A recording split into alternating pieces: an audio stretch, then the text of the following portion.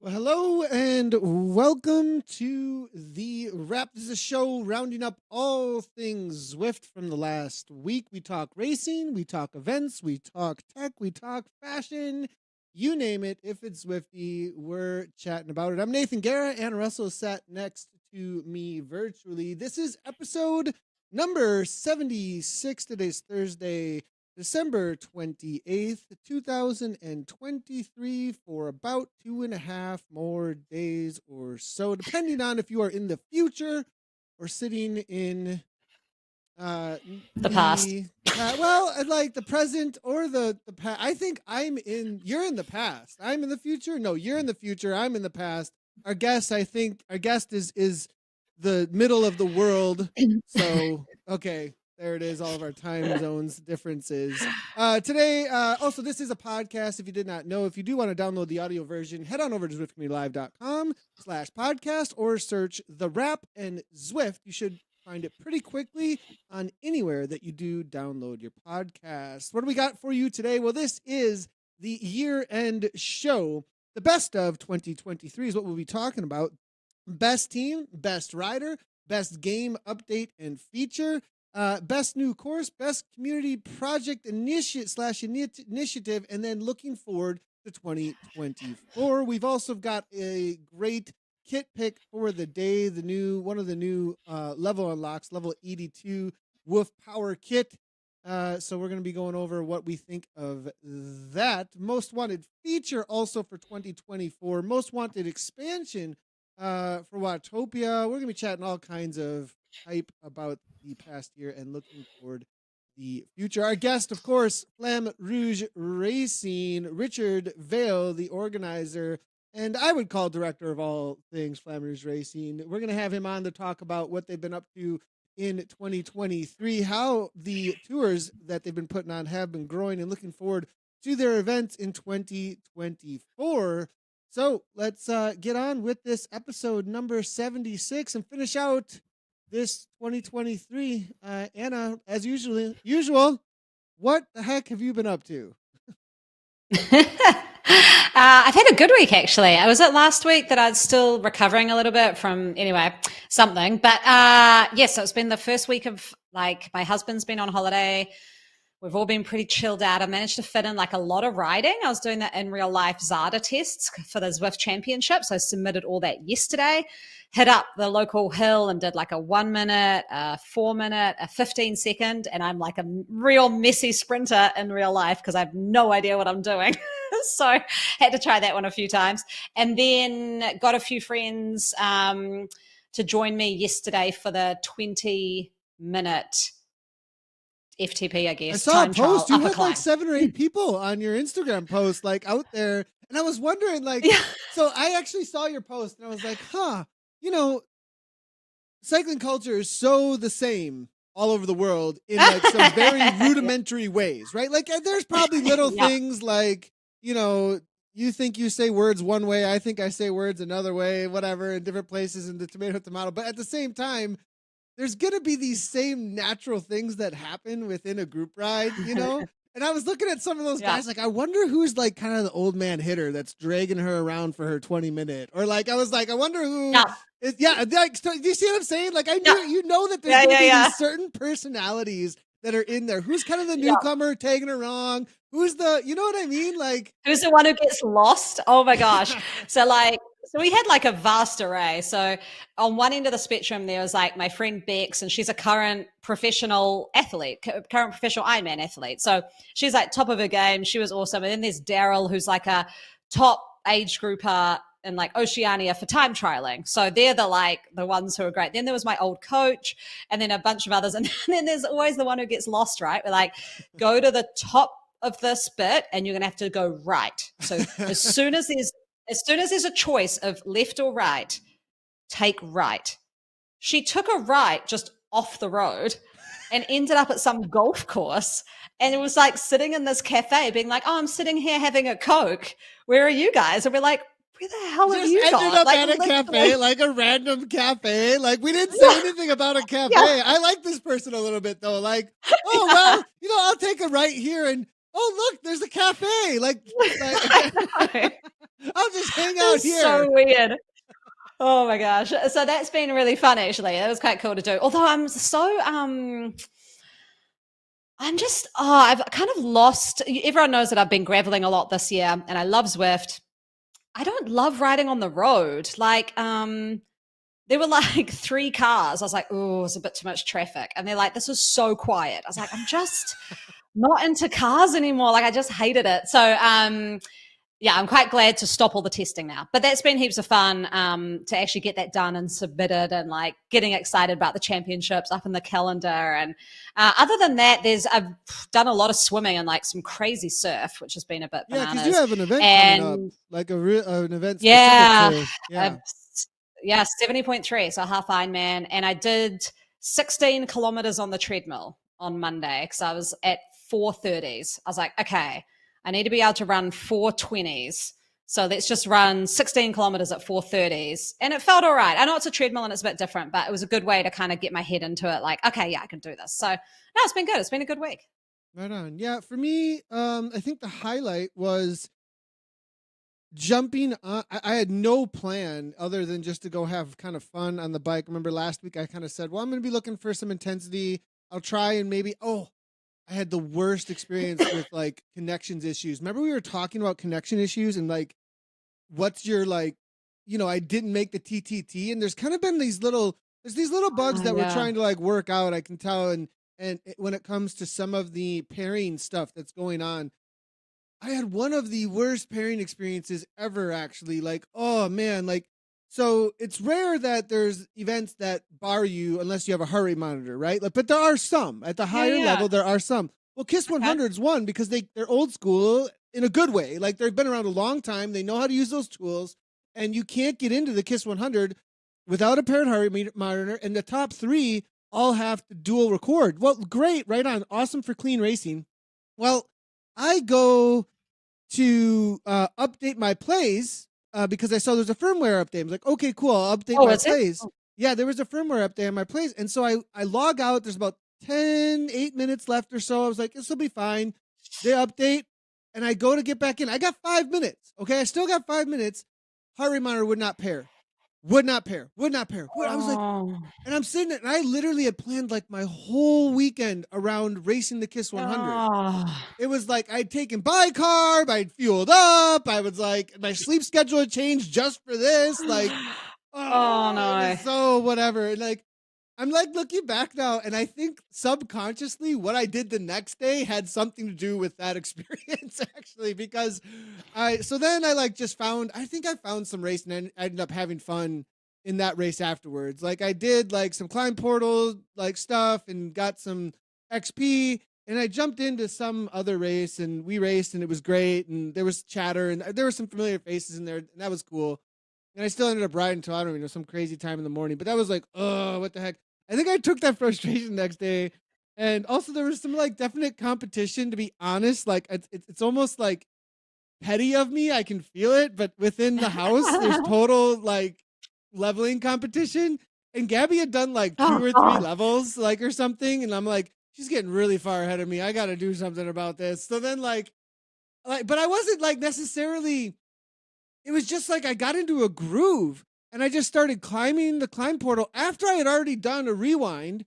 I did like a rewind and a 20-minute before that. So I already had like an hour of riding. And I just started, and it's something about the rhythm of climbing the climb portals, the shorter ones. It was the I wrote Pike, I think, or Peak. Oh yeah, Pike. Yeah, that was the first one I did. Really short. Yeah, real short. And so I'm climbing that over and over again. I'm pretty sure that's what one it was. But anyways, it's because of the distance that you can do it in like 10 minutes. It's just like a 10-minute zone 2 interval or 3 or 4 or 5. And you can do almost any zone kind of that you want to for that duration. Over if you're feeling good or not good, you can kind of like take a break on that time through, but at least do maybe zone 2. So I kind of got in this rhythm of like go up, chill down, go up, chill down. Next thing you know, I did like 5, I've done 10. I don't even know how long I've been on the bike. Oh I start God. like, I look over, I'm like, it's 3 hours, and I'm like, oh, I'll do a couple more. And then I get to 100K, and I'm like, I think I'll go until I hit level 79. Okay, level 79 comes. Then I'm like, oh, well, I'll go until I hit 160K for 100 miles. Okay, cool. Like, then I'm like, oh, I'll go until I hit level 80. And then like I hit level Oh 80, God. and then I was like, oh, I'll just do a 200K day, whatever. Like, and it's like, Oh my God. and it was all climbing and down. It was all climbing Oh. 200K. I was on the bike, I So think, for like 8 hours. It was an 8 hour day on the bike, and I didn't even like realize it. It was so weird. I got into So I this was like, groove. I actually was thinking about you and Gabby yesterday when I was out riding, like in the, sunshine and air and stuff. And I was like, why are you guys competing on this? I don't know what made me think. I was just like, oh my Because it's gosh. Like, winter and the sun hasn't been out for I I don't know. even know how But, long. but you know what made me so happy was I saw that you guys went and did like a hike or something. I was like, Oh thank yeah. God. Like, No, so the please day don't tell me after, I was like, "Hey, hun, you want to go on a hike?" Like I was like, "Let's go on a hike." like, Yeah, yeah. It was totally. Oh my God. Because all I can imagine is like, remember that Christmas of 23 when we just spent the whole time leveling up Well, it's better until we than got to it was better 100? than last year. Well, not better because like we were taking a plane on Christmas Eve on the same day. We were taking a plane home, not home, but like we were changing homes. We had packed up all of Yeah, Gabby's that's stuff right. into like boxes. We're in at an airport from Curitiba to not Rio, but wherever the other place that goes out of, the only other one that goes out of Brazil, I forget the name, and then into Florida. Then we got stuck in Florida. We're like sitting, like no one's even going anywhere because of snowstorm, and we're like sitting there with like Oh, all these people who are also stuck on Christmas Eve at the airport, and then end up coming in on literally Christmas Day because I think we got in after midnight, but definitely very different oh my experience. gosh. Yeah. Yeah, but what I do like about everyone leveling up is that when I go on rides now, there's heaps of new jerseys to look at. And I'm always like, oh, what's that one? And I saw one recently, I think it was level 80, like the level 80 one was really cool. So I've been really enjoying looking at all the new jerseys. I'm like, I just ticked into level 60. So I got a wee ways Oh to go. man, I can't even. I was gonna show off my level 80, but the I can't because I happen to have the KOM jersey, so I can't do anything. I just yeah, no fort brag or I can't do anything. anything about it. Yeah, Oh, well. sorry. Maybe later in the podcast. No, I'm just all right. But I have been, I set up my son actually on his pedal bike. So he's just learned to ride a pedal bike, my middle one. And so I've set him up, and he's the one who kind of loves Zwift and loves the games and stuff. So I've set him up with the Sturzo, which I was like, oh, I need to throw this in the bin. But actually, I've put it on his bike, and we've been hitting up Repack Rush and racing it Oh together. really? And so it's been like, yeah, it's been really And fun. then I set it. he really enjoys it. He likes that. Hey. He loves it. So what? Because what I used to do is hook him up through my power meter so that we both had the same power. But it kind of he could tell that it wasn't him, so it wasn't so like fun. Whereas now what I've done is like put a speed sensor on his hub because now he's pedaling, and I've made the wheel diameter like so he's got a tiny wheel, but I've made the wheel diameter the hugest one so that he's actually going fast. So that instead of like going at like 5K an hour, he is actually going at 20K an hour. So we can like ride together. It's really nice. That's awesome. On Yeah.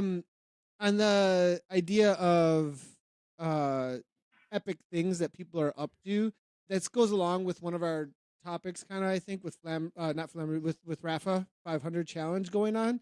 Rather than just talking about Rafa 500, like Rafa 500 is going on and everyone's doing these big miles and everything. But one of my clients today, he was like, Nathan, it doesn't even count. You did it in like one day. It's supposed to be like a challenge, and you don't count for the Rafa Yeah. challenge. He was like, and I was like, you know, there is this reality that during the holidays, I feel like there's this like time of the reason the Rafa 500 exists is because there's time to ride. Like it's during the holiday and you have these breaks and whatever, and like and if end of year do something. You know what I mean? Like it's just these challenges come out right now during these weeks, and all these people are doing the Rafa 500, and then all of a sudden you get these like not even I wouldn't even call them outliers at this point. It just seems like Teppo is trying to hit level 100. I read one of some of the community members coming in saying that a double Everstein happened by Tom Perry's kid posted about this 3 weeks ago, completed an Everest, 2 weeks ago attempted, then it did a double Everest, Alec Perry, in 24 hours. 17-year-old going Wow. for it. Yeah, like this crazy achievement got a ton of attention over on Zwift Riders. Mark Modding did Everest in 8 hours. The last one up, he did it in 44 minutes. I did a 200-kilometer ride.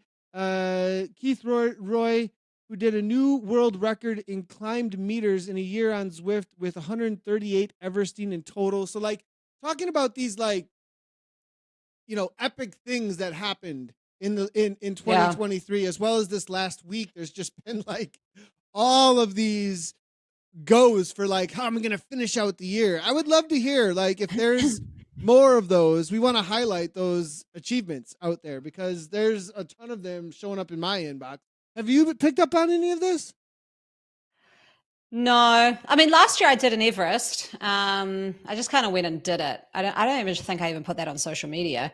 I've got like a funny vibe with the my son wants to ride his bike right now, so just 1 second. Oh boy.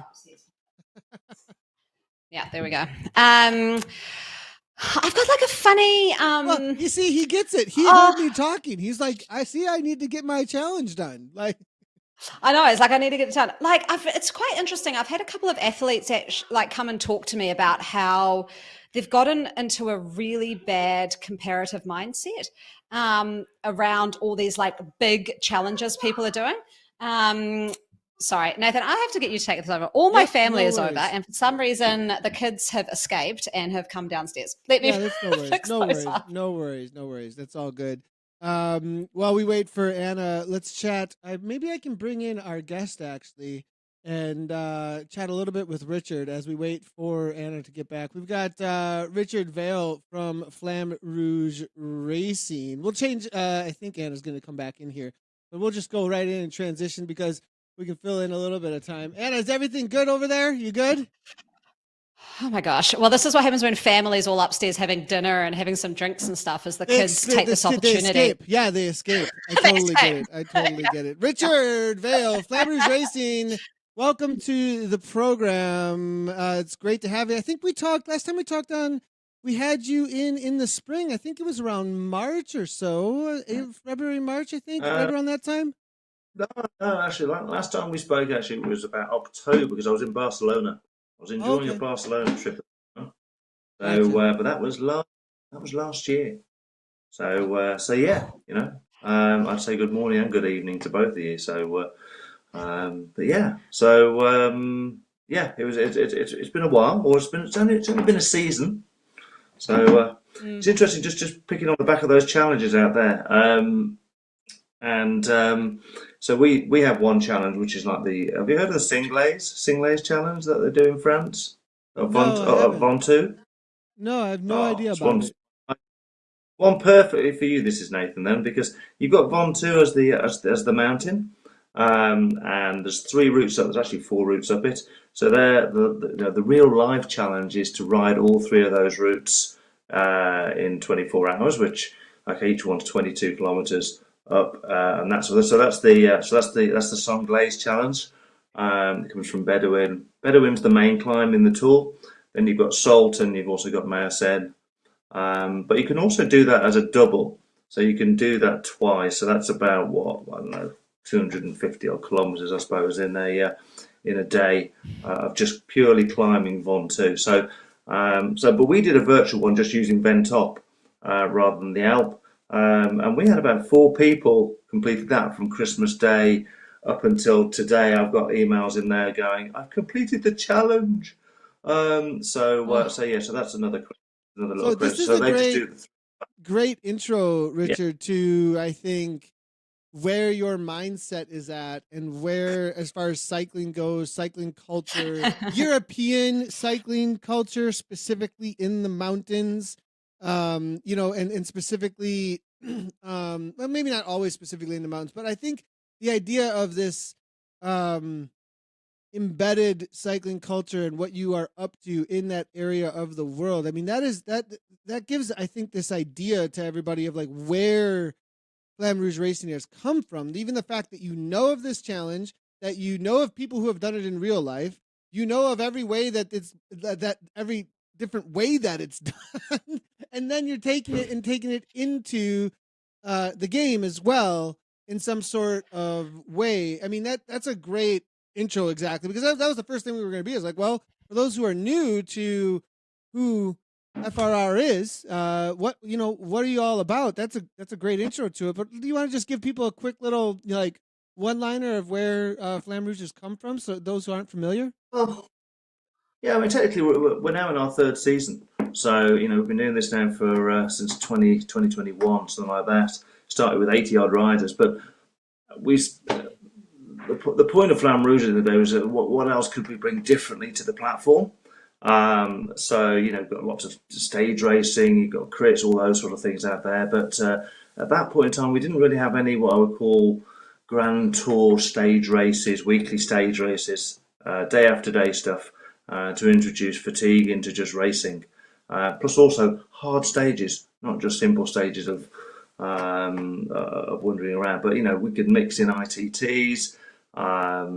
We've dropped the time trials because it's a bit of a harsh sort of organisation thing, really, to get everyone around the world to do stuff at the same time, except for the Thursdays. So basically, stage racing, tough racing.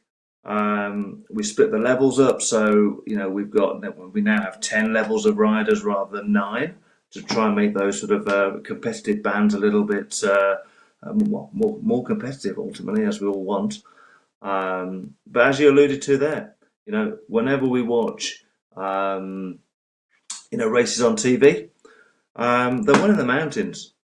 So, you can be a great time trialist, you could be a good sprinter and that sort of stuff, but you don't see those very often, actually, or sat on the top of the podium. You've got to be able to climb. And so, Zwift has given us plenty of mountains to climb up, or hills. We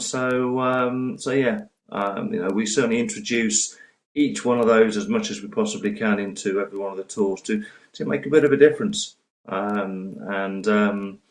that's something that is really key to the tours that we do. And we do 4 a year. We do one in France that starts around October. We've just come out of Britannia, around the courses around the UK, Yorkshire and Scotland. And we're about to jump into Watopia in January the 2nd. And then the last one will actually be, we'll perhaps talk about 2024 in a bit. But ultimately, can we do more stage race, introduce a bit and see what we go with it? Most people call me evil somewhere along the line. Yeah, so it's Anna, go ahead.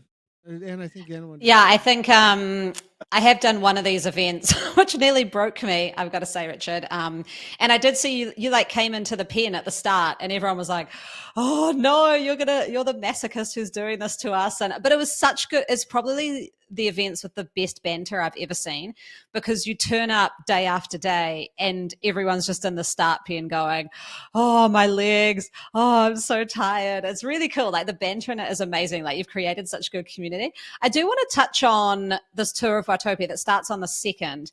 The names of these like stages are amazing. You've got coast cruising, which is good. Breaking point, which makes me nervous. There and back. Then you have to explain this one. Austrian snaps after party. Well, again, I think at the end of the day, if you just look at what the actual, when you see what the route is, effectively, it's that one's in Austria, isn't it? So, and we'll be going up there and just finishing at the very top.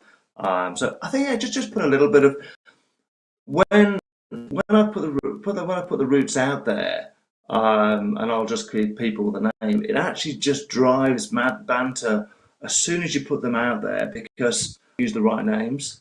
It becomes a bit of a guessing game on our Discord server of, is it this, is it that? They look at the distances, and because we use custom finishes, never works for them very well to try and pick a custom finish. Oh, what's this one?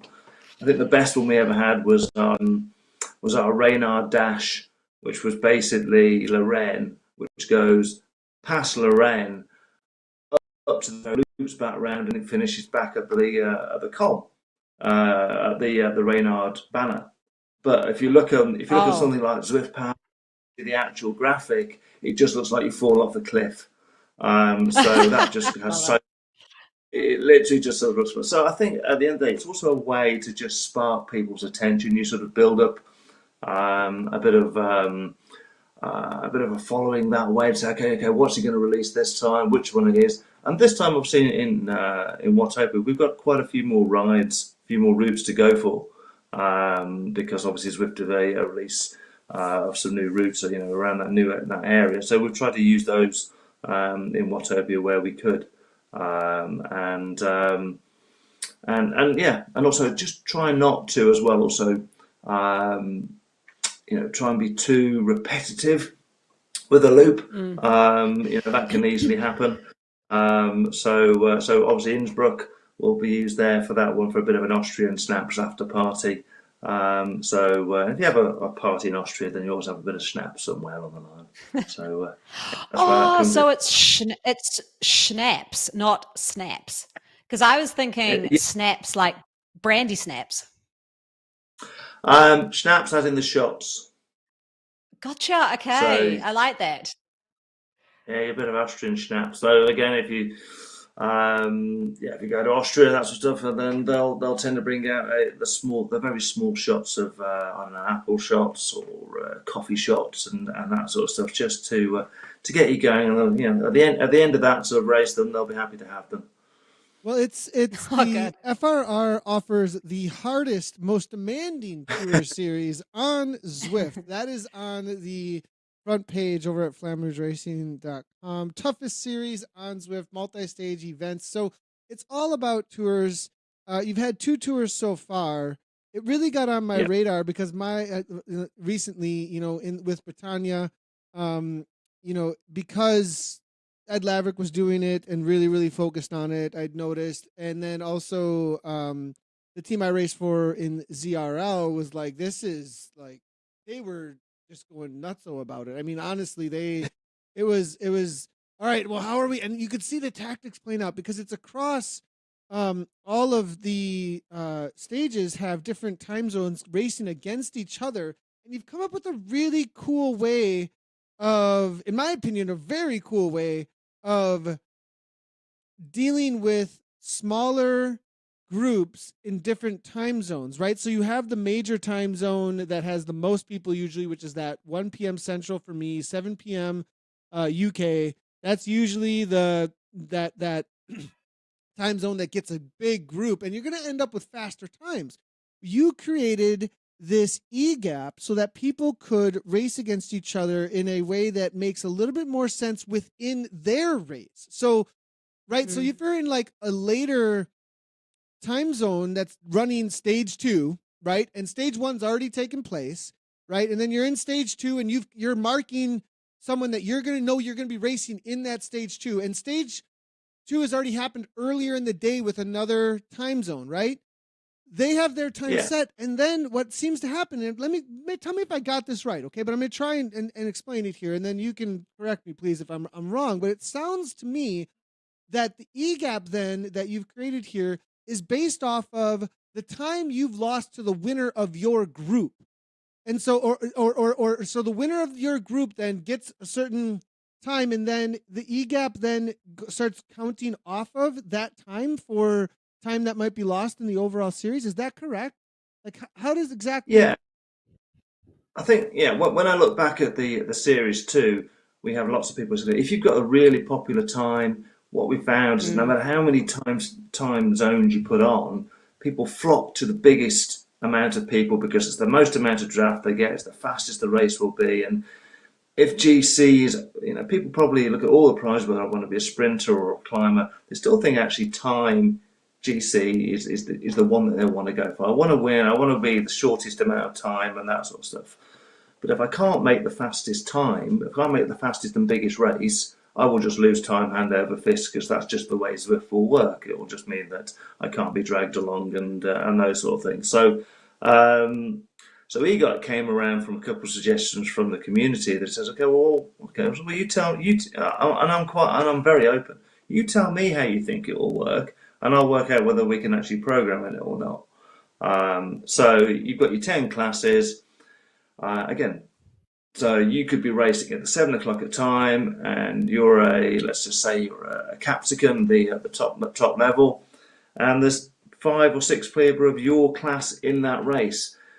You've only got to mark the time between yourself and whoever's going to win of your particular race to say, okay, that's going to define my time in GC. So if you come second to him by 4 seconds, then your GC time will go up by 4 seconds. If he obliterates you on the hills, which sounds like he's not going to do, and lose 5 minutes, then you'll lose 5 minutes in your GC time, regardless of what they've done 2 hours earlier with a much bigger race. If their time between two riders is still under 2 or 3 seconds, then it's just always about the time between you and the person of your own class that you've either won or lost to. If you win your GC if you win your race as your class in your race, your time is 0. So gotcha. if So you it's win, a building up time. So it's instead of accumulating a total time on GC like we would usually think of a GC, you just end up with 0. You want the least amount of time, and then the more time that you gain, the actual further down you're going to be in the leaderboard. So you can that is such a great way of, because the equalization is because the assumption is all A's are fast, or whatever your capsicum, all of them are going to be equalized in what they could kind of do across each other. And then you make them race each other for their time gaps. And it's about racing people of similar capability to create time gaps between each other and get the lowest time you can based on that E gap. It's brilliant, actually, about how you solve this time zone issue. I absolutely love it. And it seems there's a couple of idiosyncrasies with it, but I won't give the riders the way to do that one. But most people will play the game as normal. Everyone will always find a little bit of a dark shadow somewhere if they can. But the other side of it, obviously, we have 8 stages, and 2 of them are ITTs. So the ITTs are just ranked everybody. So no matter, even if you can go and hide somewhere, you've still got to go and do well on the ITT. To keep that E gap up, so that will just rank all 8 time zones, fastest time to the slowest time, and your E gap will then be taken off that side of things. So the ITTs also add a different concept to it, because again, they are not done on the individual races; they're done across everybody. So that will sort of also just help push those. Yeah, it's a good point. It's a good point, Richard, to bring in the individual time challenge. I think it's a really good idea. Yeah. I think because like what you said, from the one that I did, which was before this E-gap, I totally got it because I didn't race in the popular time zone, which I think is around that EMEA time, like early morning. If it still is, I'm not sure. But I was kind of rolling around and I was like, this other group would have gone around so much faster than me. So I think the E-gap, that's amazing. Like that's obviously like you've listened to the community there and fixed that up. I did have a question actually on, so changing tact a little bit is, can you tell me a little bit about the Cyclists Fighting Cancer and your association with this group and what you're trying to do there? Because that's really awesome as well. Yeah, I think, from what I've been involved with CFC for, well, they first introduced me to a race called the Marmot, which is, again, another strange enough hilly race in France. So I sort of did that, what was it now? I suppose it's on the website, about 2011, 2012, something like that. They're a group that basically look to provide bicycles, mostly for, adolescents or children who are recovering from cancer. Again, exercise to promote the recovery, and they'll buy bicycles for them, whether it's specially adapted bicycles or just normal bicycles to get them back on the road. I think I originally raised some money for CFC as part of getting into that particular race or their event. and it's something that I just thought, kind of all the people that I've done things for before, it's just something that they do a really great service. It's it's so hard at that age group to be dealing with that type of thing. And it's something that I thought, well, okay, I've associated with a couple of things over the years, and everything that we have donated to us, we'll give 20% from our GoFundMe page at the end of the seasons to CFC. And we've also got we're looking to try and do a bigger event actually in 2024, sort of a 24-hour charity day. Which we'll have something in there too.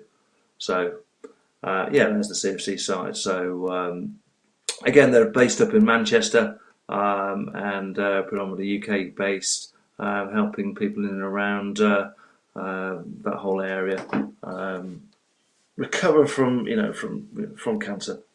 It's awesome. That's really cool. So also not only putting on some of the hardest racing on Zwift with tours, but also helping people go through some of the hardest stuff in life too. Kind of Yeah. very cool way of taking that common striving together for sure, and putting it towards something. So I would encourage everybody to check out Flamme Racing's website specifically to look at that as well.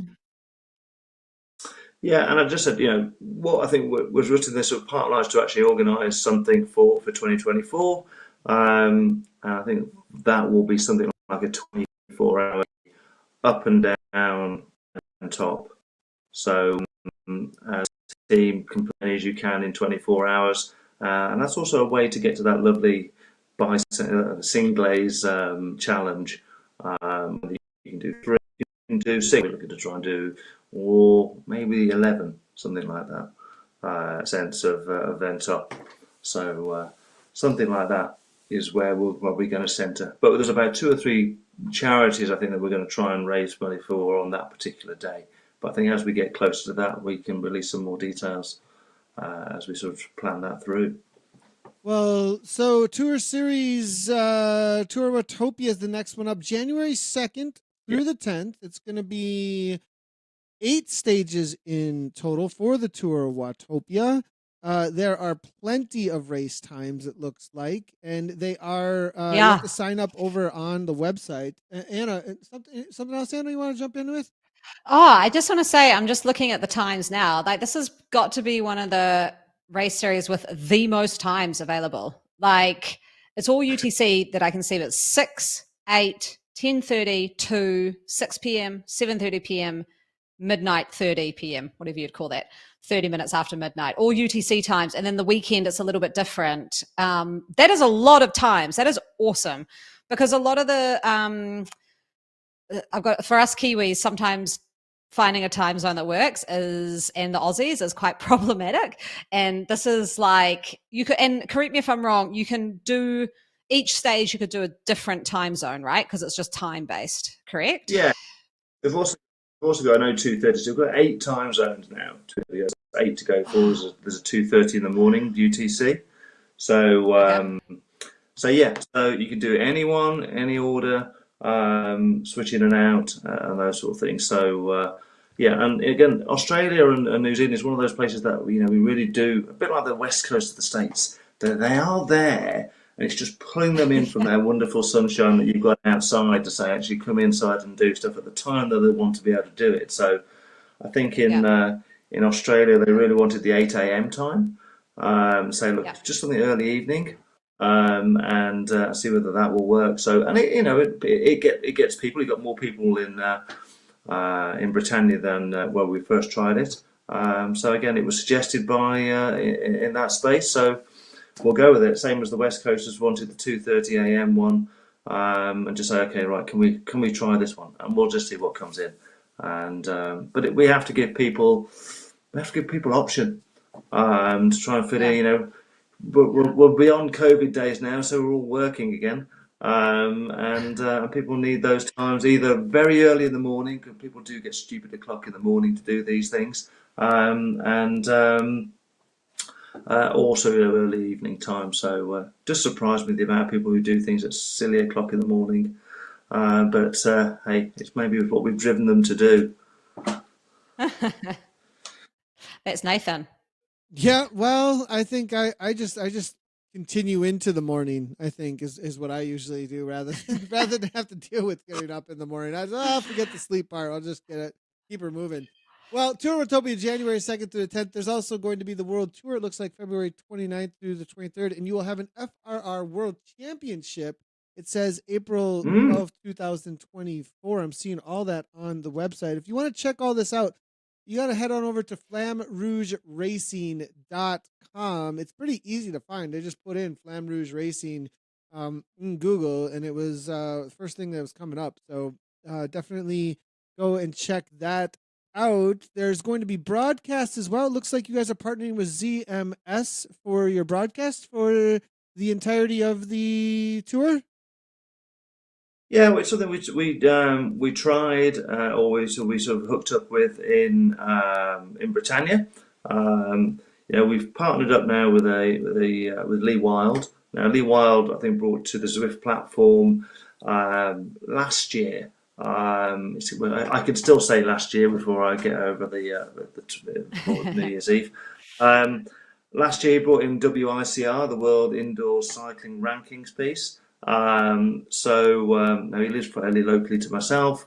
So we've joined forces. So I think, when I go into 2024, we've started now to improve websites and bring a new website in, and we're looking to do more and more stuff, I think, in 2024. So I think with what he started and as a partnership there, he's brought in a lot more savvier usage of social media than I think than my head could even think of. So I think at the end of the day, he's helping enormously on that front. But 2024 will be quite a big change year, I think, for us.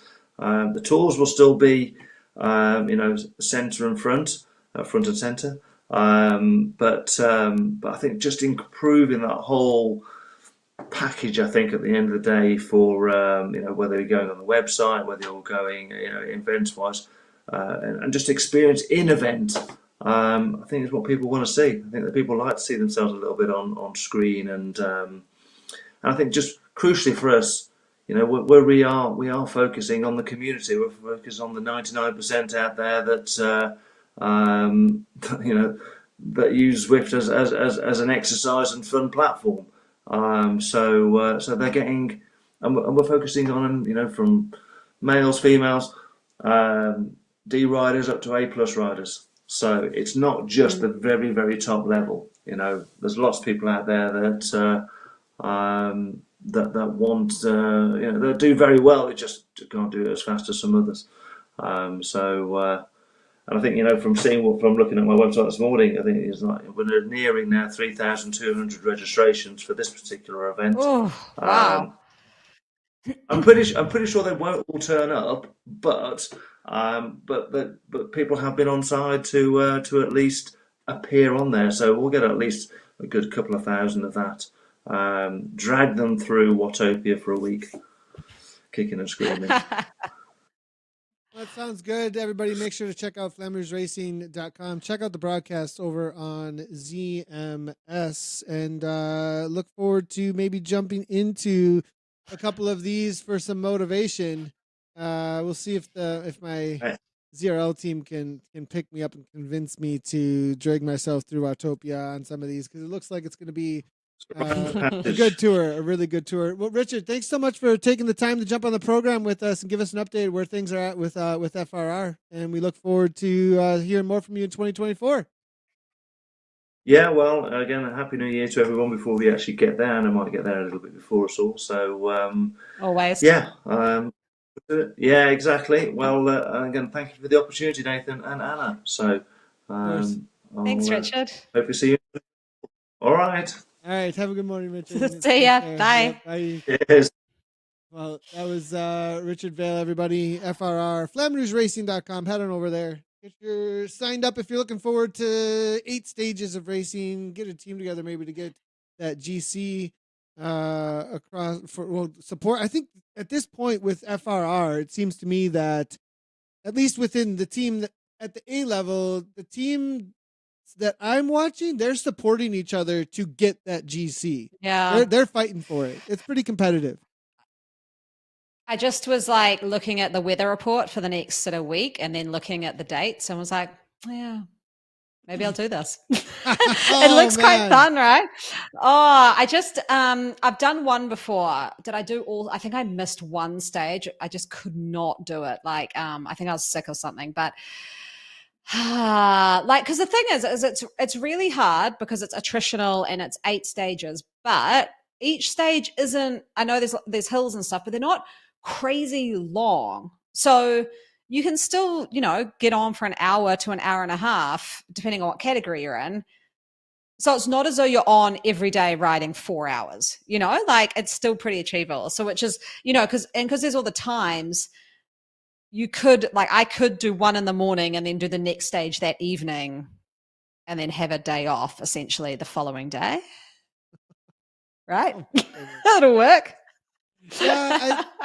The nice thing about for me for doing those is like your ride for the day is just figured out for 8 days. Well, I know this is what I'm doing. Go, right? It's just figured out. It's going to be a good workout.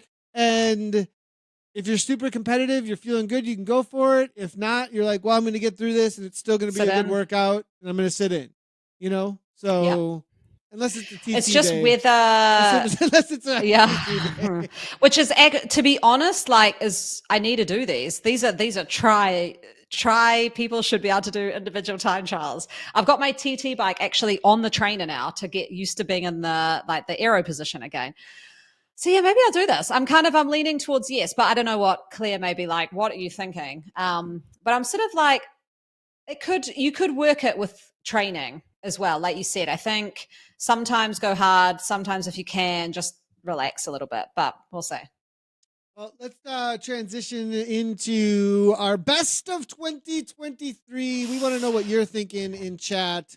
And right from the get-go, I'm going to throw a wrench into the whole thing. But let's go ahead and do best team. Gosh. Best team, best rider is what we're going to start with. And should I let you go? Should I say you go first and then I throw a wrench into it all? Or do I throw my wrench out there first?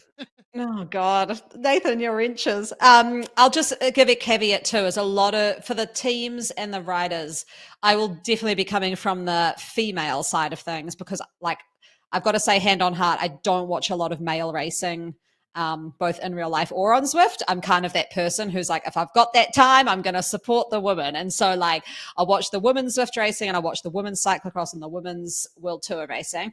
If I have time left over, I'll watch the men. So I think Nathan will be your go-to for better insight on the men's side, just as my opening caveat. Right on. In-house, we do watch we watch the ladies a lot too. So yeah. I race with the guys, and so I don't think any of them are good. I'm good. What are you talking about? I'm just kidding. All I'm paying attention to is I need to, but I get an idea though of who's smoking me anyways to the line. So I got an idea of who's going really well. So what do you got for best team of 2023?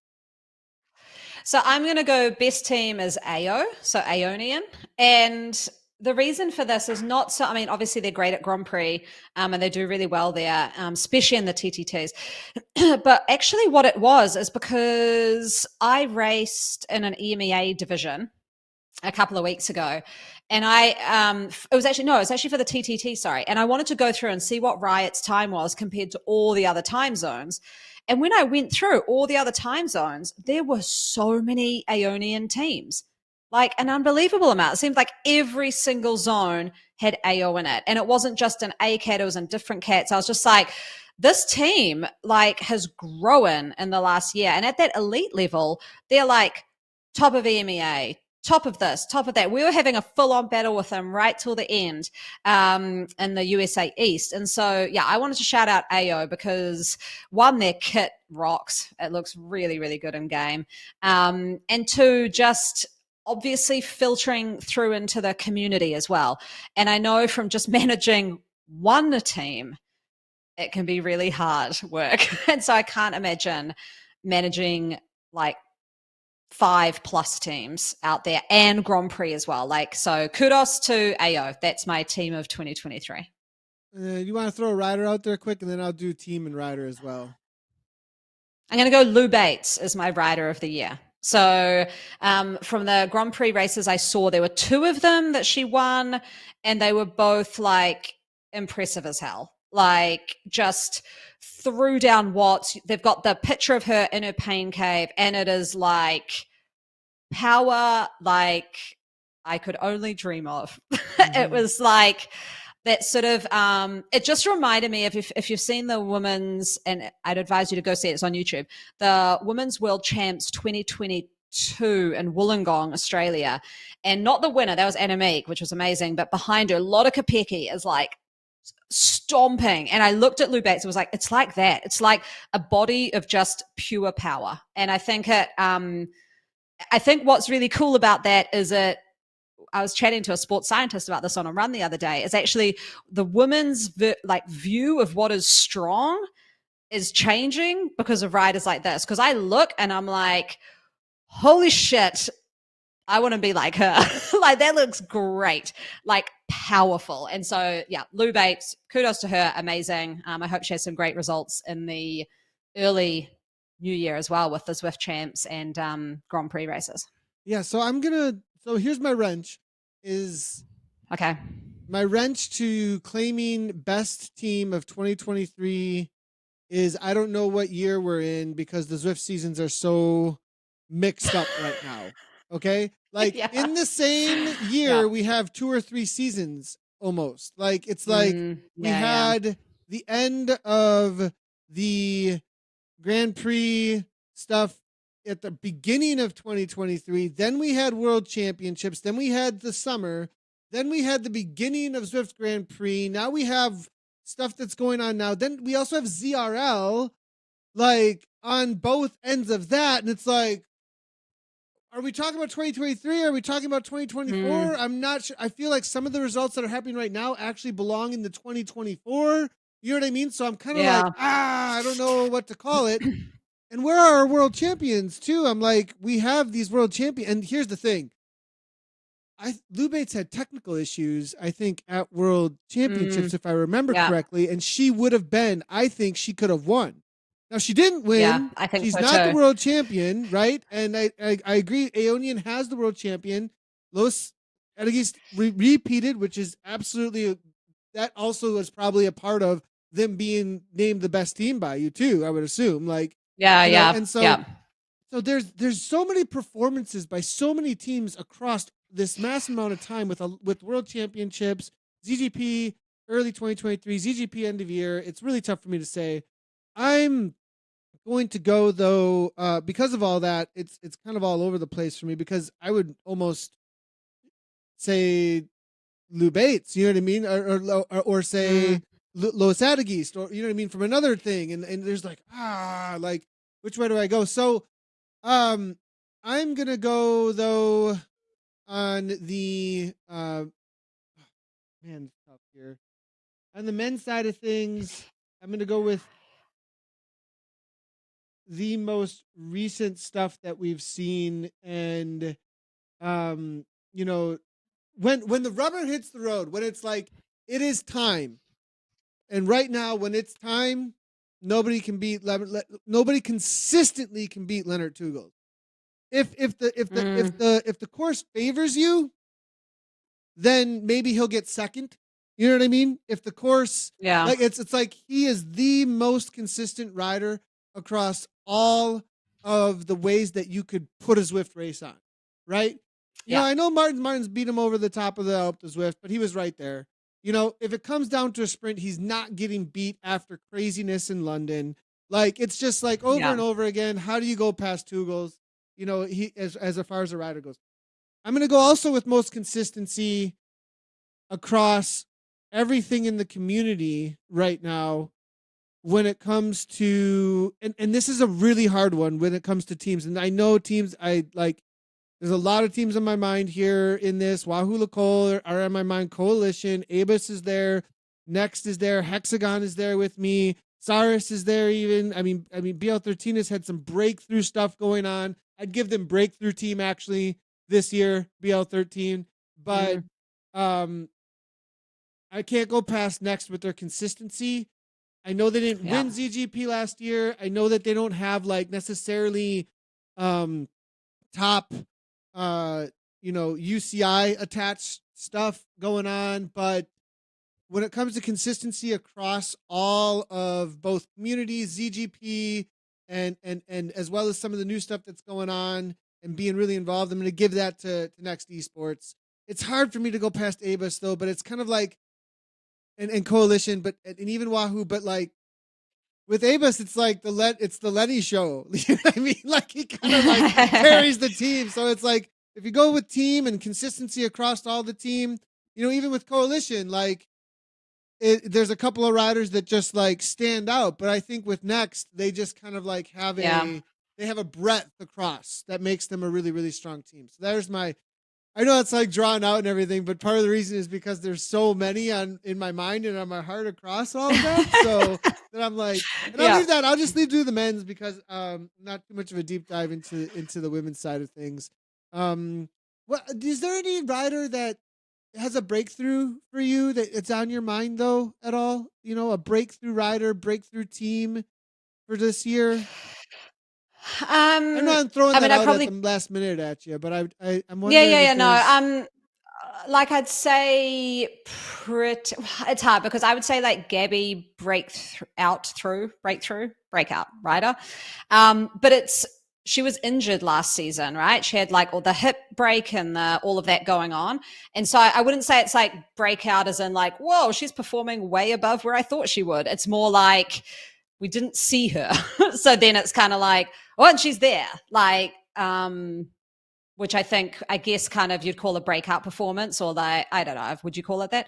So I'd say probably Gabby on the women's side. I think also like it's not so much a breakout performance, more so like what was a real turning point for me was watching the women's race going up the Alp, and I feel as though Kristen Kolczynski would have previously almost walked away with that kind of a race format, and seeing it this year with like her surrounded by like 5 other riders with a rider up the road, I was like, whoa, this is like this game has shifted.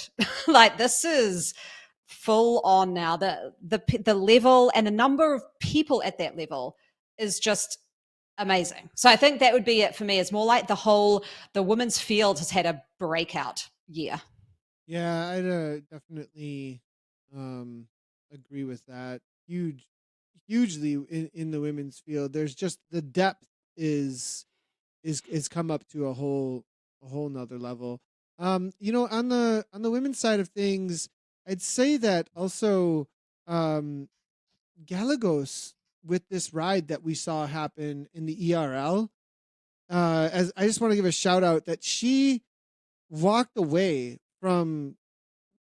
snuck away and stayed away from Gabby and Kristen Kolczynski, like up until a certain point, and then Kristen caught her. But I gotta give and then won the race. But that ride was extremely impressive. And I want to say just like maybe not breakout rider of this or ride of this part of the season. Big shout out to that because you don't usually see that kind of a ride, and I know that she's a mom, and the things that she's managed in her life. I just wanted to give a shout out to that with Elise Galagos because that was a huge ride from her coming over from Wahoo Cole. So okay, next up on our best of game update feature hit. Anna, go ahead. What do you got?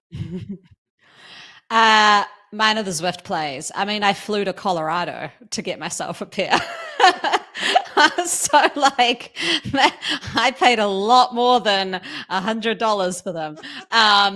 But I just think not so much that like, I don't want to go, I feel like I'm going too deep on all these things, but not so much for the actual physicalness of what they are, which is cool. They're fun to play with, but the direction it shifted Zwift going towards, like getting into a bit of that fun gamey side of things. I was like, yes, this is like, I love this. I want to see more of that going into next year. We'll talk about next year, but yeah, plays for me. So this one's going to be a little bit more of in the background work. Up front, it was a big change, but then it was like fish swimming in water and you don't necessarily notice it as much anymore. But I'm just going to say the new pack dynamics have completely changed the racing scene. And shout out to the dev. I know Pachico. I'm just going to give a shout out, like Pachico had and the crew at the devs at Zwift. You guys killed it. Like, and good job. And you're continuing to do updates, and there's work to be done and bugs here and there, and there's always going to be that kind of work.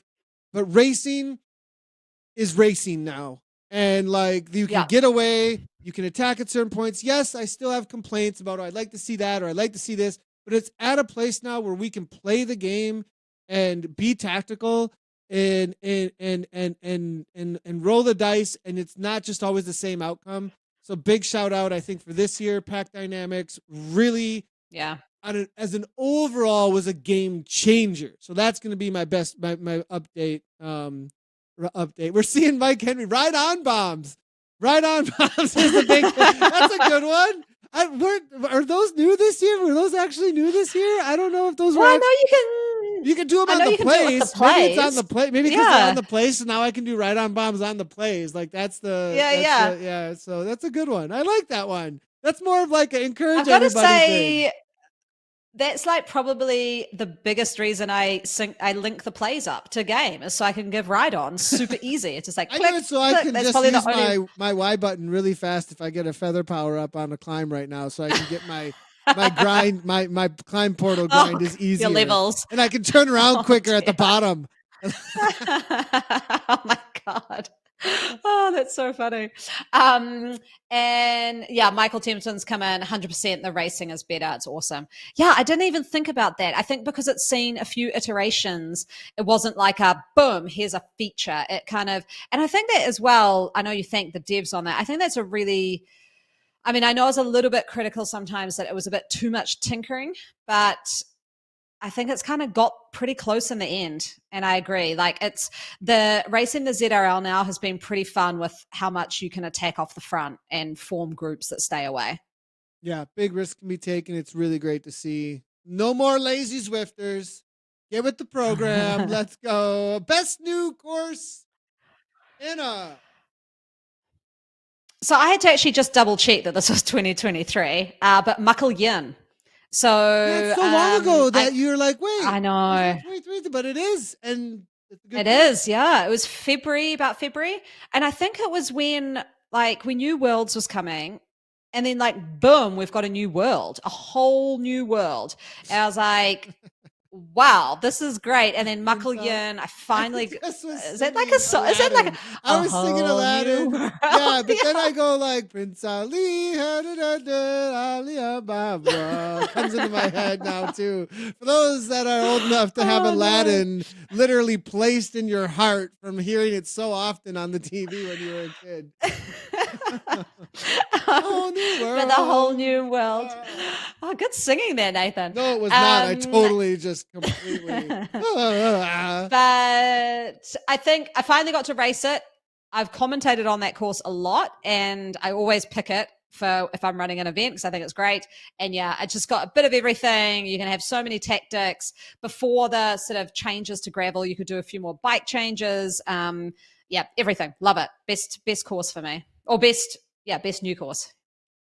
I really like the Watopia expansion for racing because I've raced so much Watopia that racing in Watopia was like, I don't know, just going to the same mountain bike course that I've ridden forever. You know what I mean? And just over and over, and I've done it so many times. So the new courses make it so that I can be in Watopia and at the same time it's new. So Sugar Cookie is still my favorite. It's still my favorite because of the punch, a 5-minute climb in there, and there's also a very tactical up front with a nice downhill where it's just a super tactical course. It's so tactical, and it's also a longer course. if you want like even 1 lap is doable for it, a 2-lapper like we did with WLC yesterday actually, like was really great, really great racing actually. Yeah, and I like a little bit longer races, so yeah, good stuff, really good stuff there for Sugar Cookie. That's my new favorite course as well. So best community initiative or project. Oh my gosh, I don't know what I'm gonna come up with. This one's off the spot with me. Why don't you go ahead though, Anna? Okay. So we had earlier this year General E Lost, the Twitch streamer on the show. And he was riding for charity, and it was like a week of nonstop Zwift streams for Kilometers for Kiddos. And I've been part of their Discord since then. I've actually just left. I'm just messaging the person individually now because I was like, whoa, this is like, it's too much for me. There's like chat, you know, those Discord channels. And I'm always like, oh, what is this? What is this? But they've got one coming up in May, another one of these. And yeah, they raised a ton of, like, they raised $58,000 with a goal of 30,000. So they almost doubled what they were going to meet. Yeah, head on and try and follow these guys. They were all like raising money, riding on Zwift sort of over this week. So there were 30 cyclists live streaming back to back, 3-hour blocks, raising money for St. Jude's Children's Research Hospital. So I saw and I want to back that up, and I'm going to say something else for my best of, but I'm going to say yes to that also. K4K is absolutely awesome. General Elos does a ton of work for this, and I want to see it go viral this year. I want to see it go big. Like, these guys do what?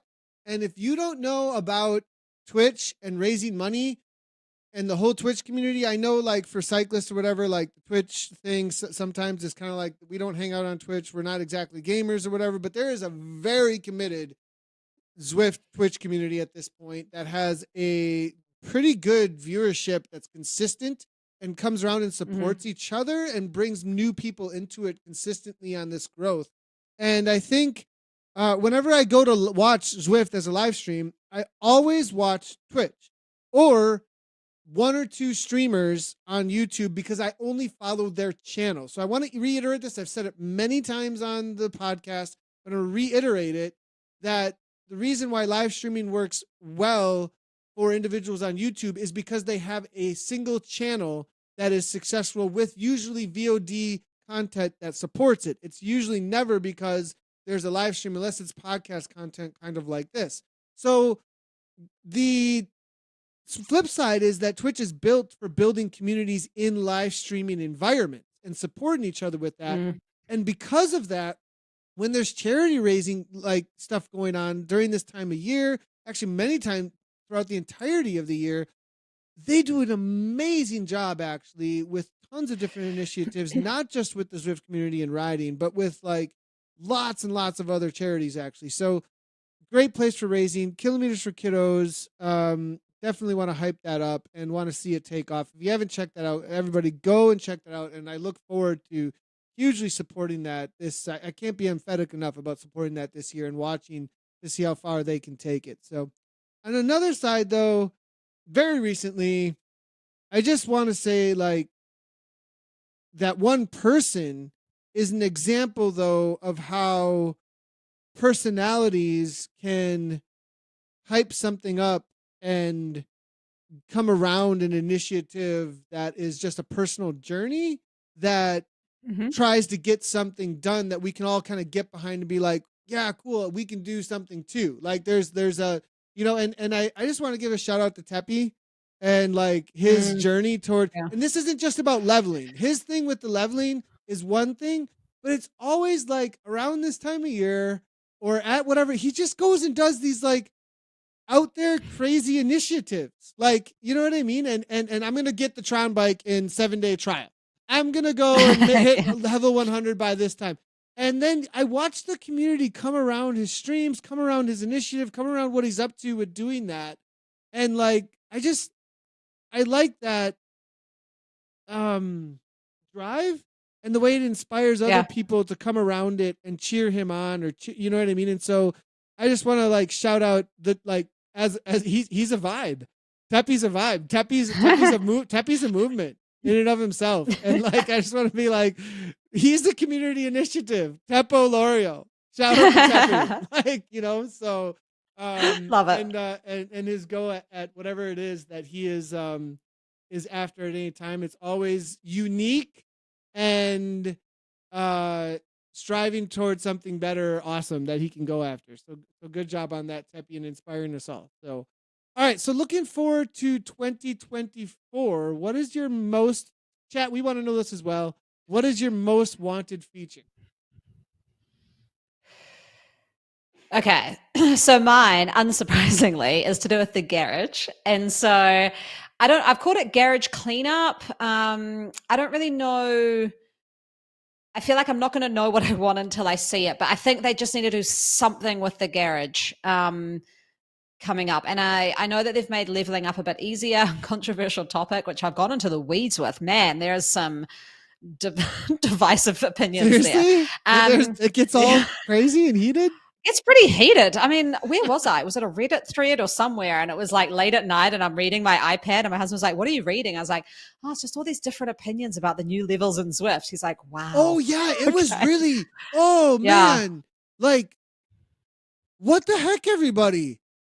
Like, it got really, like, mad almost. Like, oh, man. Yeah, so. This will never go away. It will never, the just a game thing will never go away. Like, we need to, I need to create a t-shirt that mocks just a game in some sort of cool, fun way. I need a t-shirt that like somehow like does, because like the reality that everything is just a game and everything is somewhat serious. Like somebody came up with a really good comment as a response. They're like, yeah, it's just a game that up to maybe 1 million people are paying $15 a month for, with like 300 to 500 employees, but it's just a game. Yeah. Like, seriously, dude?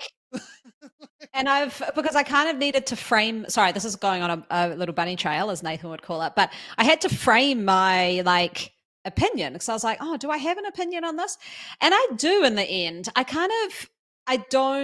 It's made it too easy.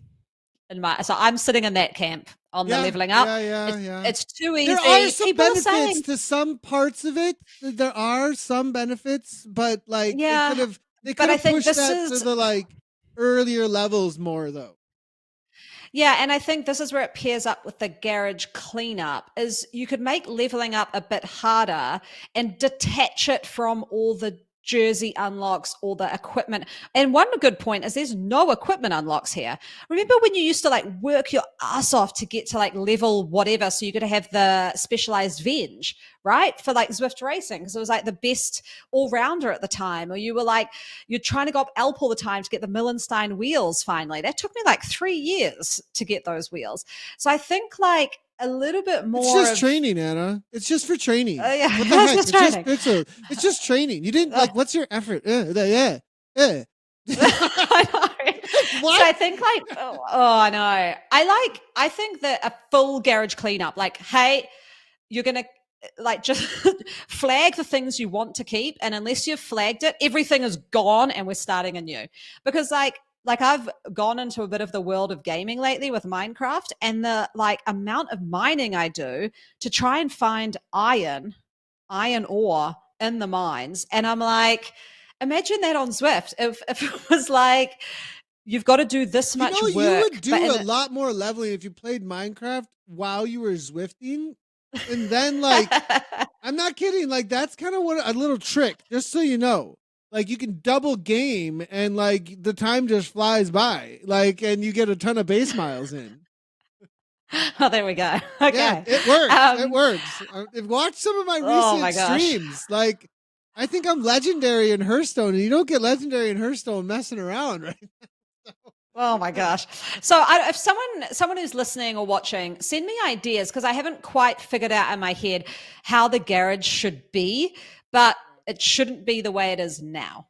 I'm just not enjoying. We can all agree. Everyone, everywhere, even in Zwift, everyone's like, the garage, it needs some help.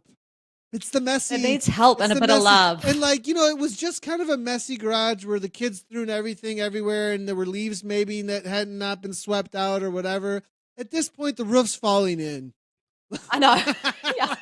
like should we, is that a vacant lot? I don't know. Like maybe like does it need to be like repossessed? I don't know what's going on with that with that garage. Yeah. Anyways, Oh my so gosh. Yeah. most wanted feature for oh man, this is a really tough one because there's a lot of different um features that I would personally want that but I'm going to say something that's like more for the community um and because there's a bunch that I'm like like I really want this or I really want that and it's always like it's really about like a very niche racing community thing here like well not even community but very niche thing for racing here or there. um I'm going to say that whole like post race space, like a space that's after the Yeah. Yeah. racing that we can interact in. I think that's a pretty big one. I would really I think that would increase the social. So I'm gonna actually though, but I'm gonna turn that into like more social ways to interact and share and do things within the Zwift apps in a way Mm, that is integrated across the game and the companion. So like yeah. more connection between those two places, not just like a post race thing, but just an ability like the tagging ability, the clubs features, the I mean rankings, like these I could go on and on, but it feels like that's all a part of this um across platform integrations of things that would connect us all to what we're doing more. You know what I mean? Like Yeah. it would connect us all to like something that lives on. Right? I just did Absolutely. so like the racing that I'm doing living on in a ranking, living on in a post race message board, living on in you know what I mean? It feels like Yeah. it happens and then it disappears instead of it having living on in a league structure, living on in a in a club. Like so there's this idea Yeah. of like if I want to go back through my Facebook interactions, Facebook, like it lives on. You can see here's all the interactions that have happened with all the different people. I can literally see there's like a relationship, there's a tab for like, here's your relationship to this Yeah. person and that group or whatever.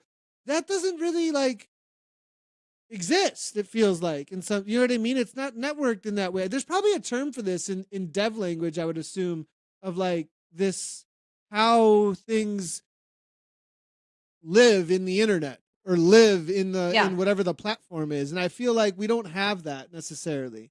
It's like it happens and then let Yeah. it They went away. go.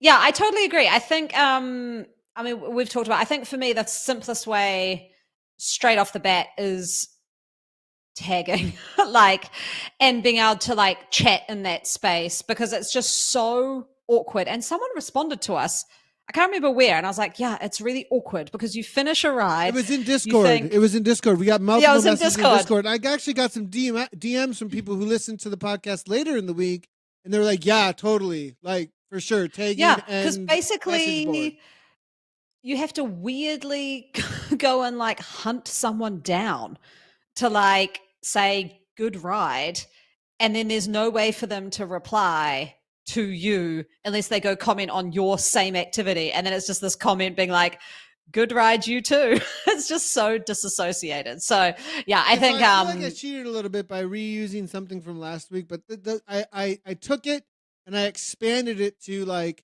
things need to live on in some sort of way yeah across the whole platform from like having efficacy, like our efforts have efficacy.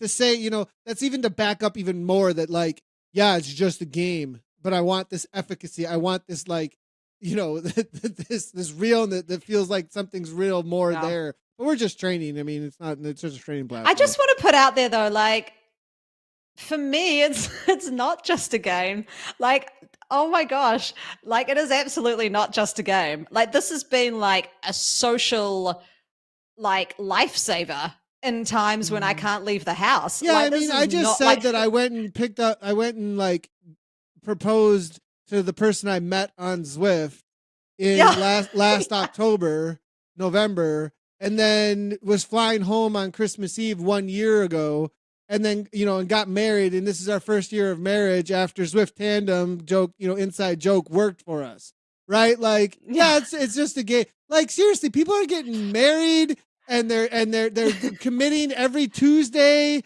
and they're doing every Thursday and they have a team that they interact with every day. Like, and so I remember, I'm going to go off a little bit here, but from the last podcast, and this is Bunny Trail 100% in response to it's just a game and the levelings, but the commitment and the amount of work that goes into those levels are a representation in some way of everything that we're talking about here. They're a part of the way that it lives for us. You know what I mean? Like, and so, and the work that's been put into that also kind of like you're a Zwifter, and I remember like the 2017, I want to say, there was an offsite and like at the and we had a live Zwiftcast that we did in front of the company. And I don't know if that Zwiftcast ever went public. It was only for the company, Zwift. So Simon, Llama, and me.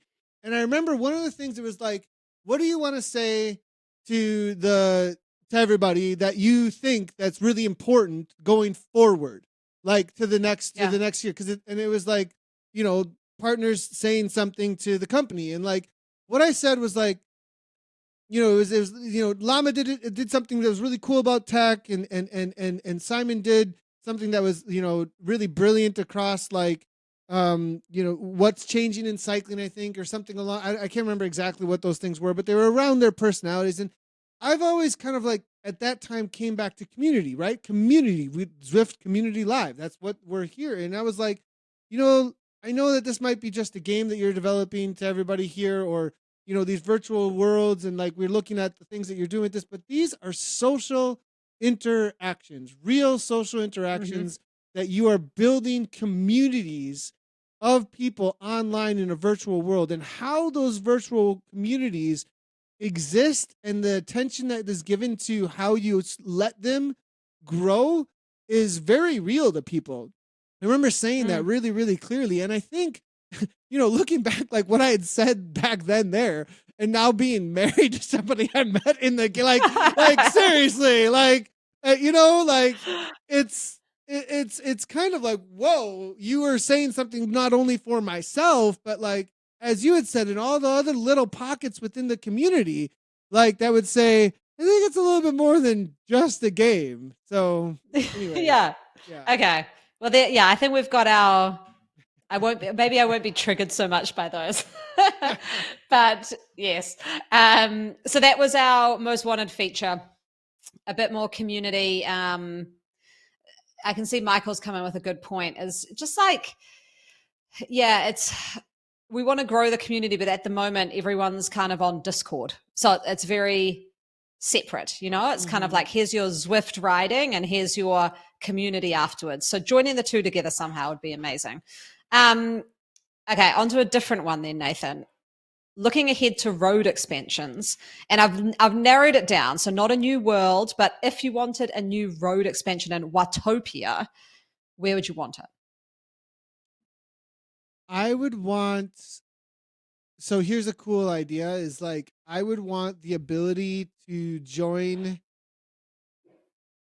new little, maybe mini games within, like, are there enough people for that at this point? But like, this is an idea, and I gotta shout out to, this has been an idea prior to this recently being shout out within my team, but Michael Grenier within the team brought up the idea of doing boss raids, and that like you could do a new little area or expand on areas within Watopia that would make it more interactive, kind of like Repack Rush, but like take on a section of course together.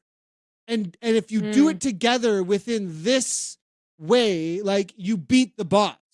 You beat the climb together. You beat this section together. Like, and so right now, like we've seen this before where groups will work together to try and beat some sort of a time or something, right? Well, you could put that into a game mode and use sections that are familiar on Watopia, or maybe change them a little bit, or maybe have like a little turn off on some of the newer areas that we have. We see those turnoffs that go off of the new coastal. Like, what if in there, like, you have like the pacer group, it goes like 10 people in the pacer group right now, or whatever, the pacer group is going, and then there's an option that pops up. Hey, the B pacer group has the option to go right. Do any of you want to go right and take on this thing?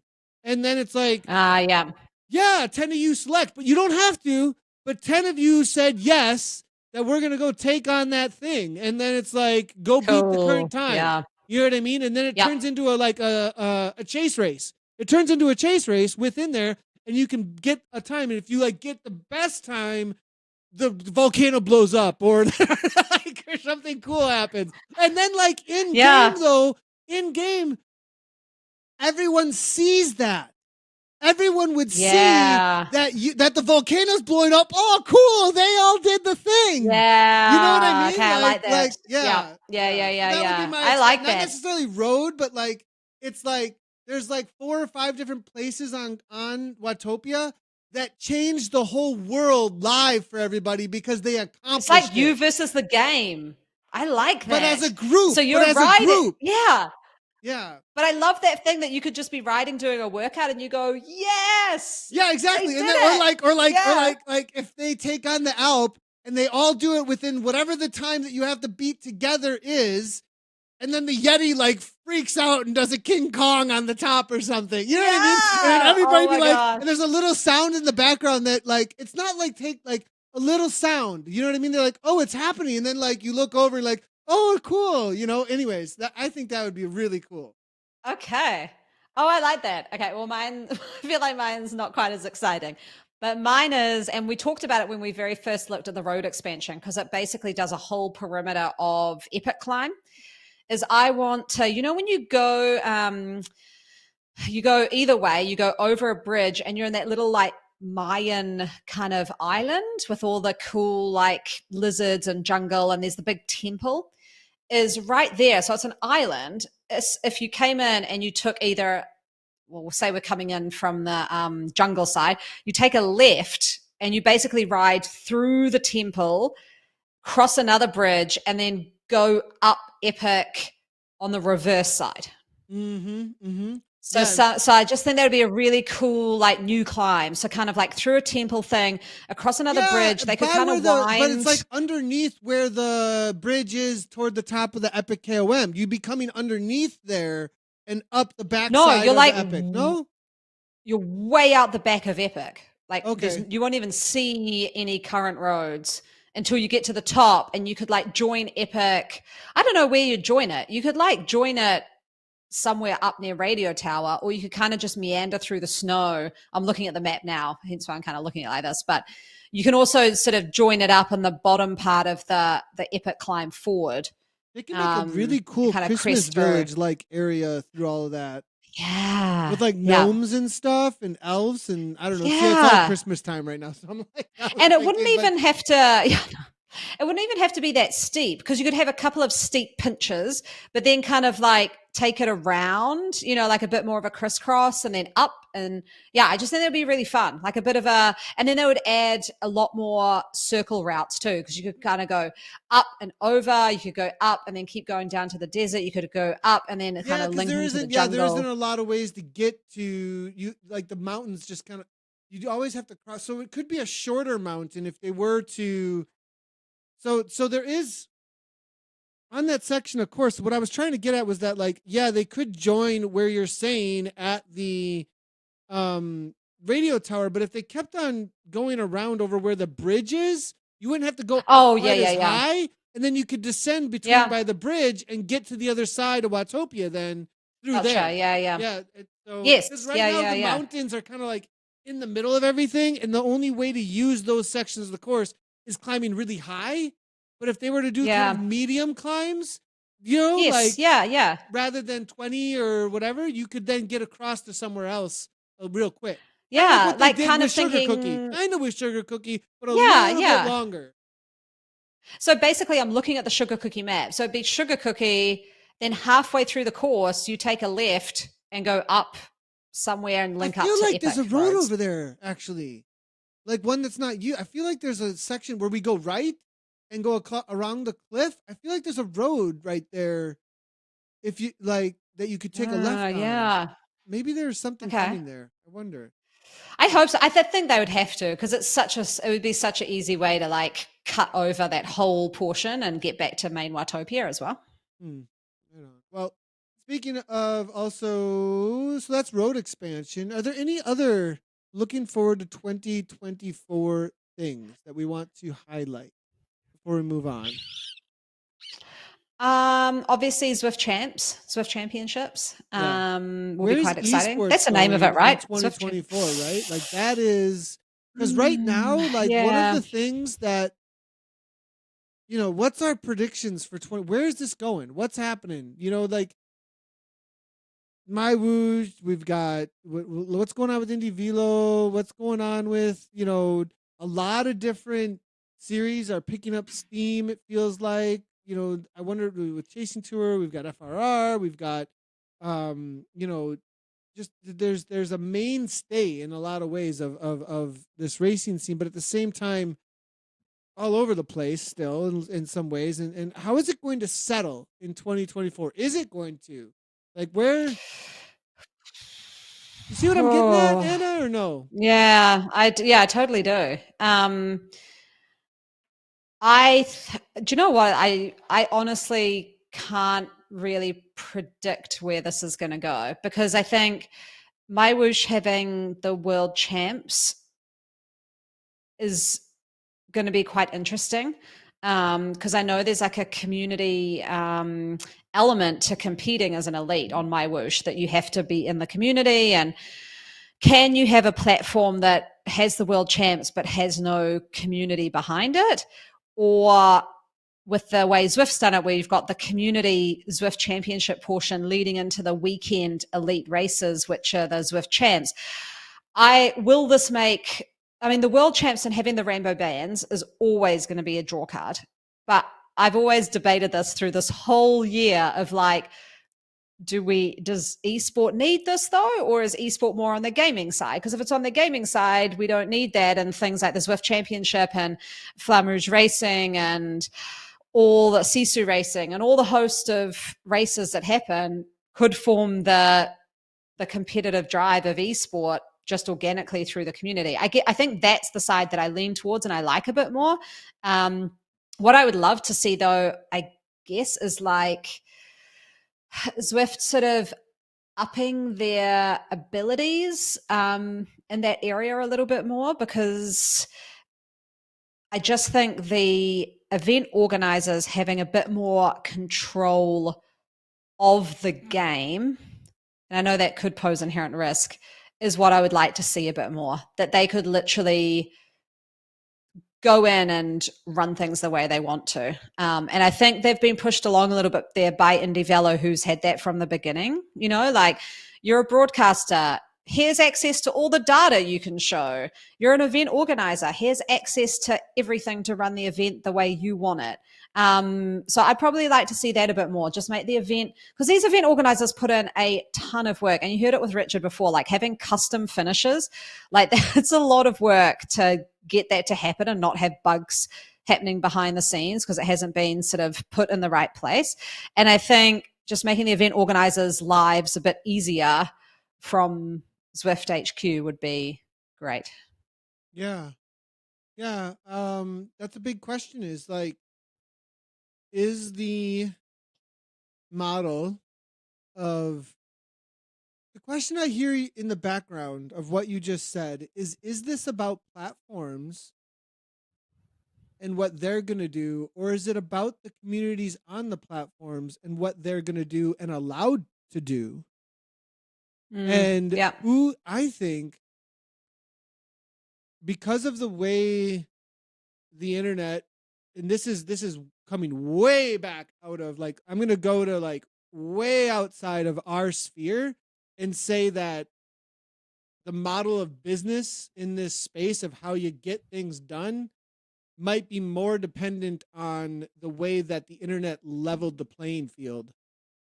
And that in this space, because it is so internet based, that you got you got to support the growth of the things that can quickly move up in a community and grow communities. And that's where, I mean, why did Facebook take off? Users doing things on the platform and making things on the platform, right? And then they got and then they didn't do one thing completely right, and then Instagram took off for the next generation, and then they didn't do one thing completely right, and then TikTok takes off for the next generation. And it's but it's because of what the users can do on the platform. Yeah. And I think you're we keep going back to what's Zwift gonna do, and what's Whoosh gonna do, and what's Indie Velo, and I'm I don't know if one individual, because these are businesses who are but they're an individual business, what they individually are going to do is going to be, it's what is their communities going to do? Because you keep talking about is the mass migration going to come over to in the comments, Karsten was there wasn't a bunch of people that have come over to Whoosh yet. Will the motivation be there? And why is that the question? Well, the question there is because it's about whether or not a community, what did we just say? We just said that people are so invested just the couple of points ago because these communities have grown. Well, you got to get, and the racing community, I think, has been kind of held back a little bit by not doing what you said that Indie Velo did. That hey, let's empower them as much as we possibly can to give them as much incentive as we possibly can to grow. And what does that mean? That means more people, right? Is if we let them do their thing as best as we possibly can to empower them to grow. Because otherwise you got to do it all by yourself. And I'm not sure in this kind of a space where this is about people interacting on your space, that you can't force people to interact. You know what I mean? I know, people interacting is not a product that you necessarily create. You just make a space for it, right? So I think so in some of the strategic work I do with companies, I say it's kind of moving away from the own and control model, which can be really scary, into the support and enable. Mm-hmm. So I think that is probably a direction I'd like to see a little bit more. I think Zwift is okay at it. And I mean, obviously James and his team are phenomenal at what they do with supporting these event providers. But I saw he put up a post the other day that was pretty much I'm taking 3 days off. Just FYI, emails will be delayed. And I'm oh my gosh. There's one guy just working crazy to make all this happen, and I think a huge shout out to him because of so many of the events take place because he's sitting there at all hours of the night. So but yeah, I think just that support and enable, there's some been I mean, even what you do with your broadcast, just getting and I don't know enough about it to talk about it sensibly, but API links, just that kind of stuff so that people who are broadcasting events can have the best access to data to make it just look amazing, Yeah, definitely. I'm not going to open up that box, but I do think that otherwise you have to provide a lot more than just a game, right? You have to provide way more than just than just a game, and that's I think as far as moving into 2024, I think whoever, not just 2024, probably a longer project than 1 year, but I think it'll be a turning point about whoever really, really figures that point out in 2024. I have a feeling as far as predictions go for me, that one is going to be the whoever cracks that code and figures out how to, in the esports space specifically, how to empower the community as best as possible. I think that that's going to be a big answer to the questions, because I feel there's a few different entities that have at least established themselves as entities. Now, how are they going to interact with that space and and it might not be a big shakeup or a big change or anything, but I have a feeling like you'll start seeing that being a more common theme, especially with like you see some of the leadership changes also with coming in, like the Amazon model, is empowering a community of sellers. Like Yeah. Amazon doesn't actually they sell a lot of things, but they empower. They don't make stuff. You know what I mean? Like they just sell stuff, and they empower people to sell stuff on their platform. So Yeah. and I would think that model would probably come over with a lot of the leadership that's coming as well, over from Amazon. That is the way that things work there. So Yeah, anyways. absolutely. All right, well, that was a change up for sure, but I think like it's predictive stuff for 2024 in the esports space. We talk a lot of esports here, so I think there we go. There we go. So okay, jersey pick for the week. What are we doing? Our byline isn't it like we're all things esport? We like talk esport. Yes. So I think it's not too much of a bunny trail to talk some esport. No, it's not. No, it's not. Racing, tech, fashion, you know it. All right, so the Wolf Kit is our jersey pick for the week. Why did this come on in? Oh, because a certain somebody in house suggested it to Anna. Was like, hey, look at me. I'm level what? No, I'm just kidding. Shit, this is actually, it's not about the level. This has got to be one of the coolest kits I've ever seen. I'm not kidding. I'm giving this like I'm giving it a 9.8. Like I am blown away by this kit. Honestly, it is so sick.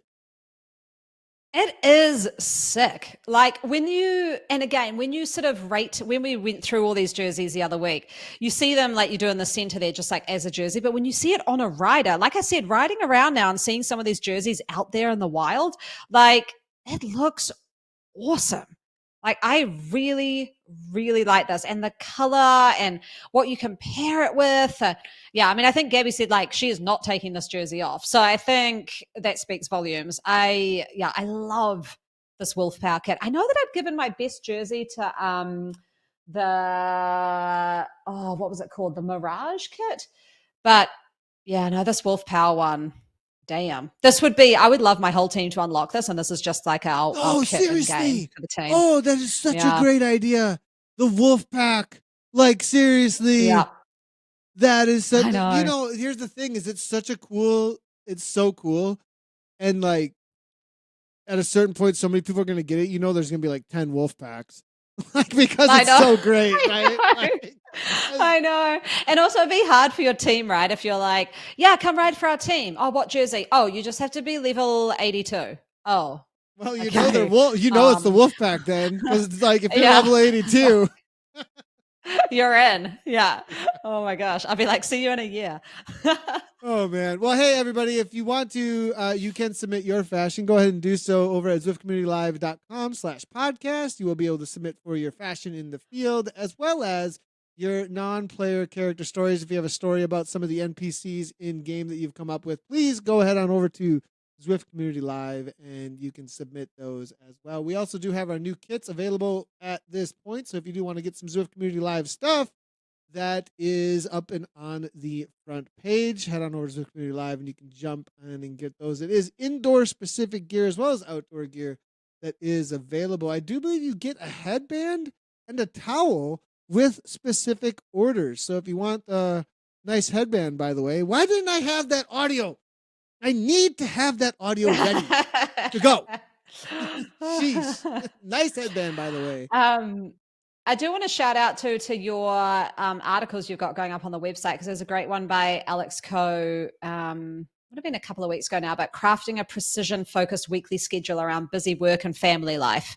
I would definitely recommend going to take a read of that. I was going to say, take a read of it, because it's sort of, he's got some workouts there, which is really cool. What to do on a Monday, Tuesday, Wednesday, Thursday, with kids around. And I just think that's really good, because I think there was a funny post put up from Zwift around the Festive 500, and it showed someone's like routine on Christmas Day. And it was like 8 a.m., wake up, presents, have a coffee, Festive 500, have a nap, more presents. Like I was reading this being like, what human has got that schedule? Like, oh my God. Maybe like even a 22-year-old would still have to like go see their family on Christmas, hopefully.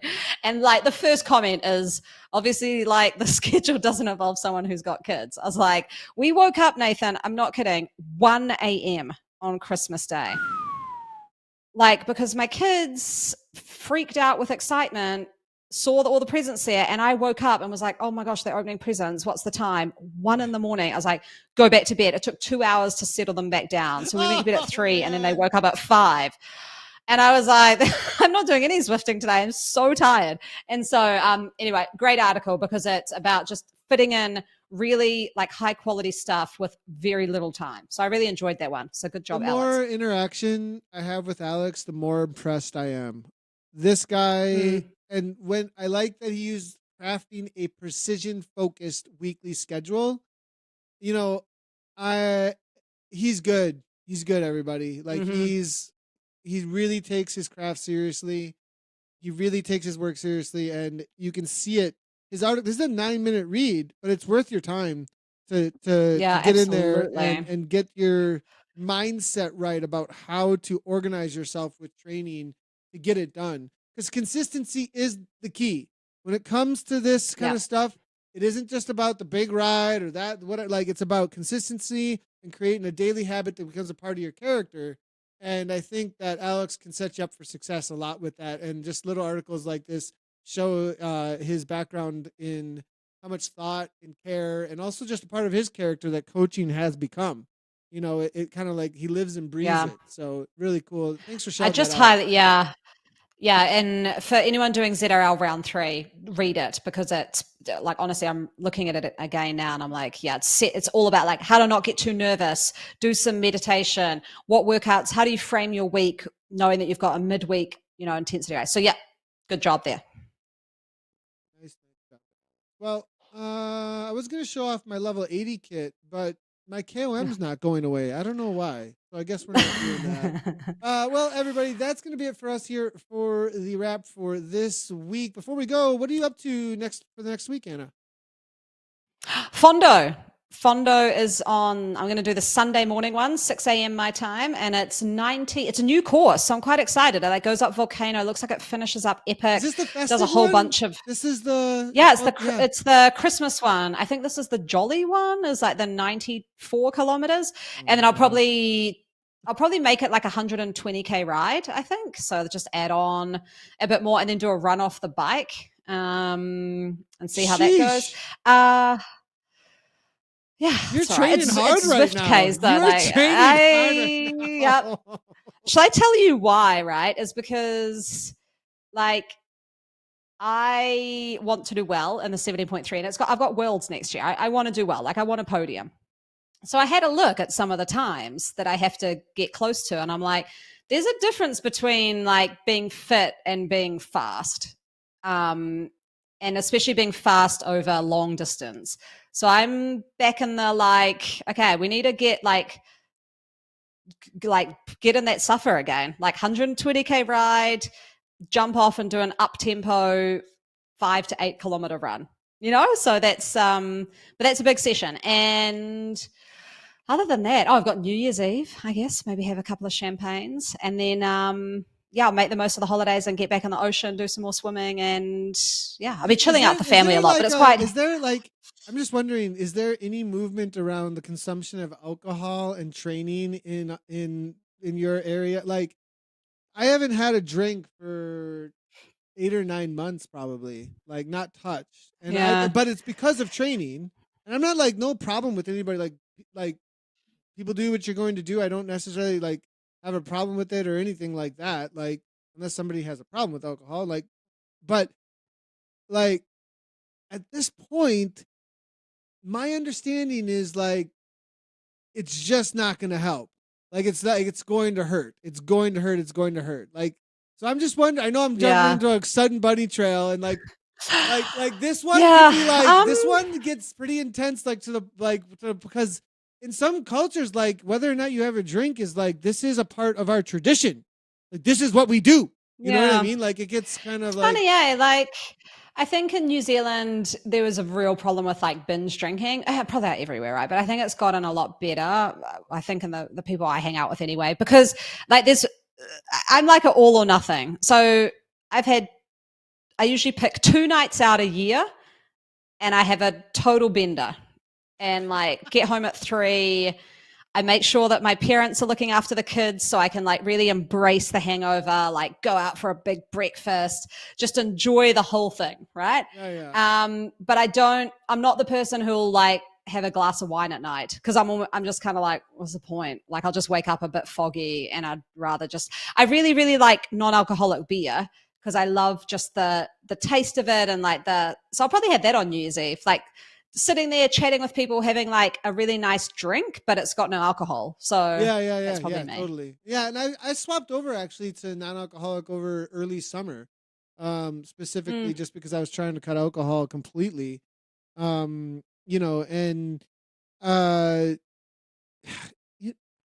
interesting. Like now that I've cut it again, because there was actually a 13-year period where I hadn't had any, like none at all. Then I like reintroduced and was like, okay, this is okay. And like, and then like it's been on and off here and there where there'll be like specifically around when highly competitive times. For me, I don't know, like I say it's for me, but the more I listen to podcasts and get educated, I don't know if it is just for me. I feel like once you just cut it out and then you reintroduce it, you realize how much it was actually impacting you whenever you did. So the only reason I'm saying this is because New Year's Eve is coming. You know what I mean? And you're saying champagne. I'm like, am I gonna have a drink? I don't know. Like I'm kind of like, I don't know, I haven't had a drink for like 8 or 9 months. Am I going to like stay like? Anyways, not that big of a deal. But just was wondering if that's come up in your circles. Maybe a topic to bring in with somebody who's much more educated than I. In the future about it, although it will probably be a pretty hot topic if we do that on the podcast. We've got strong opinions from everywhere in the world about one way or another. I know within cycling, having a drink after having a beer or something, it's definitely a thing. You know what I mean? The post ride, yeah. So we'll get some we'll prickle some feathers maybe on that one. But okay, what am I up to for the next week? I am getting motivated to do intensity work again and not just like flail around in all kinds of hours on my bike, so good. I'll be getting organized with like, New Year's and starting a new year and getting out of like that holiday fog. Like there's kind of a fog that happens a little bit around like all the change ups and schedules and going places and family and and like just you're not on a regular routine necessarily, and coming out of that and going, focus. What are we doing? What are the expectations or not? And like, what am I gonna do? Where am I gonna shoot for? So that'll probably be happening over the next, and I think that's all I'm going to do is get refocused. It's probably gonna happen through the 31st. Nice. So yeah, and I'll do something fun. Usually find some races. Maybe it'll be the Fondo. Maybe it'll be Kiss 100. Maybe it'll be both. So those will probably be on my radar. All right, everybody. The Fondo isn't a race, just FYI. It's not a race, is it? Yeah. Good luck with that one. Good luck with that. Yeah, I know. Okay. Is there a results screen afterwards? There isn't, right? It just does the... No, it's just the group ride. How do you feel about that? I always am like, depending now... Okay, I'm going to give two different knee-jerk or gut reactions, right? To when that happens. And it 100% is about ego. If I was racing it, it's like a letdown that it just goes, here's your time, and there's no results screen, and like It's like if it was like it turned into this competition, and it's like, oh man, like that really was just enough blah, right? But then if like I'm not racing it, it completely justifies, and I might even put a little thing in chat. I might even put a little thing in chat like, yeah, you guys off the front, it's just a group ride. Oh my god. Like, oh my gosh. It should say on your screen, like if it says here, it has the screen up, it should say a little thing like disclaimer. If you're disappointed that you don't see your result, Here's a list of all the races you can do. It is not this one. With a little winky, with like a little wink or something. Look, yeah. in a relation, but I did the Zwift Rewind the other day. I think it was Rewind. No, it was either Rewind. It was on France. I think it was Rewind. I don't know. We went to France. It was just a group ride. And right from the get-go, they're pushing the pan. I'm like, whoa, what is going on here? I'm trying to play Hearthstone, guys. And I'm like, and like my heart rate's real low. I'm like pretty fit right now, kind of after all this ride. And I'm like, you guys are FAFO right now. I straight up said that in my head. I don't know if you guys know what that means, but I was like, yeah, just wait. Yeah, okay. And about like a kilometer out from the aqueduct climb, I went like, cause they were like kind of attacking and pushing and whatever. And it was like 6 watts, 5 watts. I'm sitting in 128 beats per minute. I've got my verified check mark, what? I'm totally got ego going on. And I'm like, I'm going to attack them full gas because they are messing around. This is supposed to be a group ride and they have not made it a group ride. So then I just went, you want to see what attack is?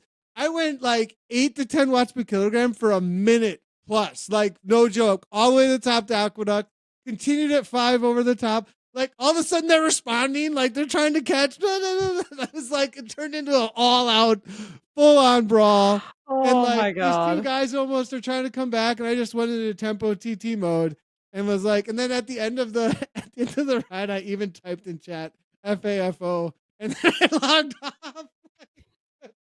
Anyway. Oh my God. Oh my God, you're nuts.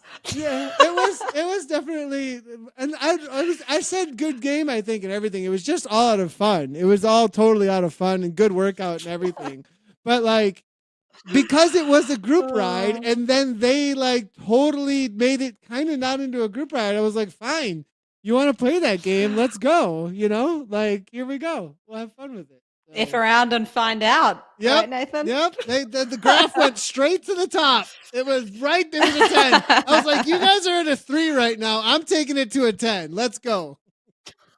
Oh, dear God. All right. Oh, my God. Well, that was a good end to the 2023. We're taking the graph to the top here in 2023. Thanks everybody for tuning in. If you want to listen to the audio version of this, make sure to head on over to zwiftcommunitylive.com/podcast, and you can download the podcast version of this. We've been live on Twitch, Facebook, YouTube, and Twitter. Make sure to hit that follow button, subscribe, or do that all good stuff, as it helps us a ton. You'll get notifications anytime that we are live on Zwift Community Live. From Anna and I, thank you so much for listening throughout 2023 and being with us this entire year. It's been a blast building this community with you. We really, really love what we do.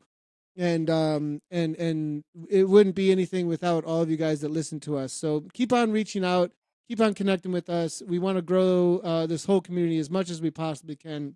We really, really do love it, and all you guys a ton. So Anna, cheers to 2023. I really appreciate you as well. So, and we'll see everybody in 2024. Right on, everyone.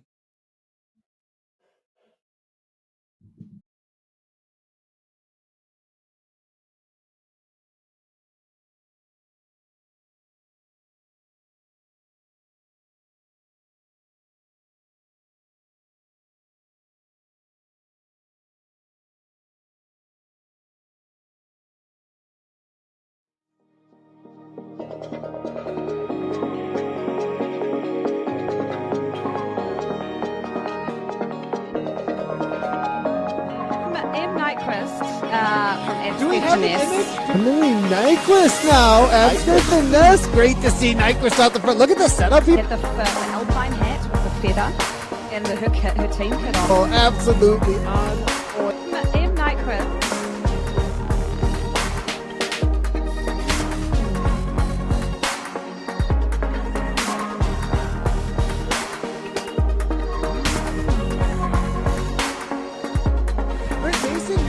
Ehrlich's right there. Ehrlich, Emily Ehrlich, wait.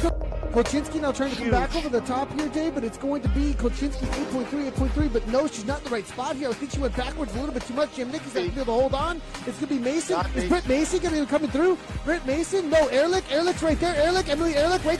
Kolchinski now trying to come back over the top here, Dave, but it's going to be Kolchinski 8.3, but no, she's not in the right spot here. I think she went backwards a little bit too much. Jim Nick is going to be able to hold on. It's going to be Mason. Is Britt Macy going to be coming through? Britt Mason? No, Ehrlich. Ehrlich's right there. Ehrlich, Emily Ehrlich, wait till Kolchinski now trying to come back over the top. James Barnes on the left-hand side of your screen, and he's making the move. He made the counterattack with 1 to go. It's less than 2K, about 2K to the line here in the South African. He's looking to make his stamp of approval on the Glasgow Crit Course. And Barnes is completely committed. He's turning up. James Barnes on the left-hand side of your screen, and he's making the move. He made the counterattack with 1 to go. It's less than 2K, about 2K to the line here in the South African.